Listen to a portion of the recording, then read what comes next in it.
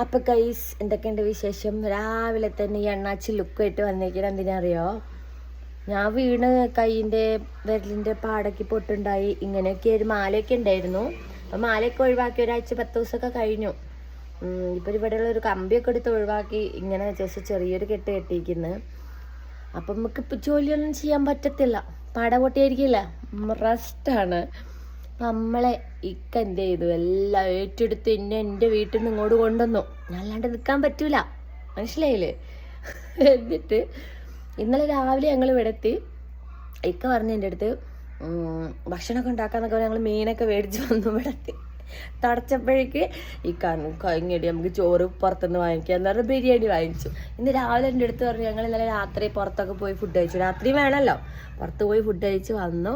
അപ്പോൾ ഇന്ന് രാവിലെ എൻ്റെ അടുത്ത് പറഞ്ഞു, ഇന്നലെ രാത്രിനോട് ഈ അരി വെള്ളത്തിലിട്ട് നമുക്ക് രാവിലെ ദോശ ഉണ്ടാക്കാം. എണീറ്റ് വന്നിട്ട് എന്നോട് പറയാം, എടി അമ്മക്ക് എന്നും പുറത്തുനിന്ന് വാങ്ങിയാലോ എന്ന്. എന്താ ഗൈസ് പറയണ്ടേ? ഭാര്യയുടെ ഒരു വിരലൊടിഞ്ഞാൽ മതി ഭർത്താക്കന്മാർക്ക് വില മനസ്സിലാവുള്ളൂ. ഇതൊക്കെയാണ് നമ്മളെ വീട്ടിലെ അവസ്ഥ. എനിക്ക് നാടൻ ഭക്ഷണം ഉണ്ടാക്കി തരുന്ന പറയുന്നത് കൊണ്ടുവന്നിട്ട് ഒക്കെ പുറത്തുനിന്ന് വാങ്ങി തരിക. എന്താ നിങ്ങളെന്തെങ്കിലും പറയും?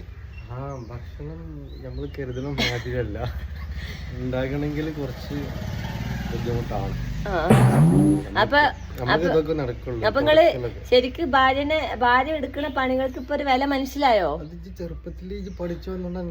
ഞാൻ ചെറുപ്പത്തിലൊന്നും എന്നെ കല്യാണം കഴിഞ്ഞ് കൊണ്ടുവന്നപ്പോഴേ ഞാൻ പണിയെടുക്കാൻ തുടങ്ങി. അപ്പൊ അതാണ് ഗൈസ്. ഇനിയെങ്കിലും നിങ്ങൾ ഭർത്താക്കന്മാര്, ഞങ്ങൾ പാവം ഭാര്യമാരുടെ അവസ്ഥ മനസ്സിലാക്കണം. മനസ്സിലായി? ചാറ്റ. ഇതിനാണ് രാവിലെ തന്നെ വന്നേക്കണേ.